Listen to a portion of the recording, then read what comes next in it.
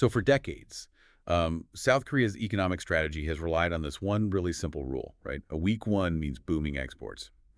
But today, we're seeing the won literally smash through the 1500 mark for the first time in 17 years, and it is causing absolute panic. Yeah, I mean, it is a massive shock to the system. Right, totally.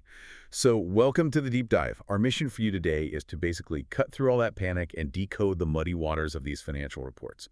We're going to look at the global forces driving this historic currency surge and figure out exactly what it means for your wallet. Okay, let's unpack this.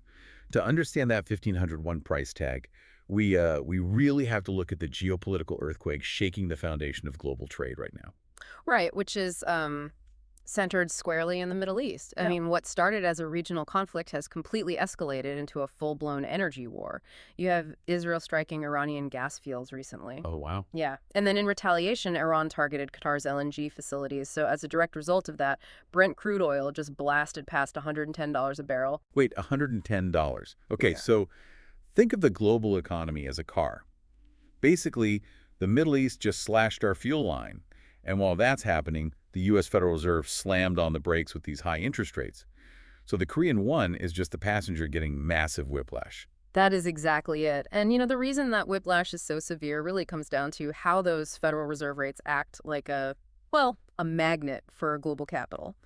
Higher yields on U.S. bonds draw money away from other countries, which just supercharges the U.S. dollar. Because when the world gets dangerous, investors just hoard dollars. Exactly, yeah. They run to safety, leaving currencies like the won completely exposed. Okay, but wait.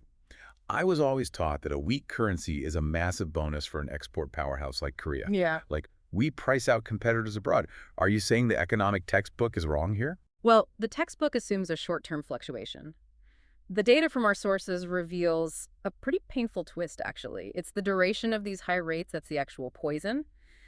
Initially, a 10% rate hike does boost operating margins for about 61% of exporting companies. Okay, so it does work at first. Right. It helps at first. But this current streak of high rates has lasted an unprecedented 486 days. Wait, 486 days? I mean, that is significantly longer than the 1997 Asian financial crisis, right? That was only like 288 days. Yeah, exactly. And that time frame is exactly why the math changes. A short spike is a boon for exporters, but a prolonged plateau like this just drains their domestic supply chains dry. Because it just drags on for over a year. Yeah, and because of that, 80.1% of companies are now suffering from what they call an indirect ripple effect. Korea has to import its raw materials using those supercharged dollars. It's a compounding problem. And, you know, when you look at who is importing the most raw materials, it makes sense why the automobile and petrochemical industries are taking the absolute hardest hits here. Yeah, let's look at how that actually works on the ground. I mean, petrochemicals use imported oil as a literal base ingredient. So a $110 barrel of crude destroys their margins instantly. Oh, man, that's brutal. It is. And meanwhile, automakers rely on thousands of imported components. Every single one of those parts gets hit by this exchange rate tax before the car is even built.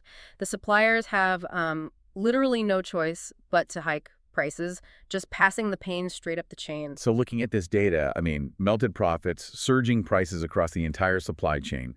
My immediate fear is a repeat of 1997 or 2008. Are we heading for a systemic collapse? Well, what's fascinating here is the critical difference between a systemic financial collapse and a structural prolonged economic burden. The experts are very clear on this. This is not a national default crisis. Okay, well, that's a relief. Yeah, Korea's economic fundamentals actually remain remarkably strong.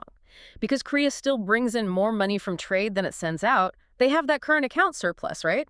Which gives them the buffer to prevent a national default. Okay, so that structural buffer keeps the country afloat, but it definitely doesn't shield the individual.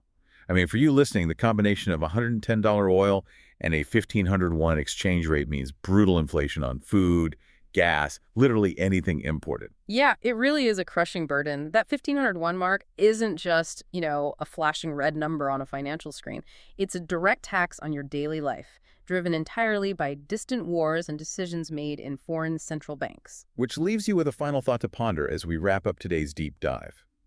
If extreme energy volatility and a dominant weaponized dollar become the permanent new normal, how will resource-dependent nations fundamentally redesign their entire economic models to survive a world where the old rules of export-led growth are dead? Because right now, the global economic car is stalling out, and the passenger in the backseat can't afford to just brace for impact forever.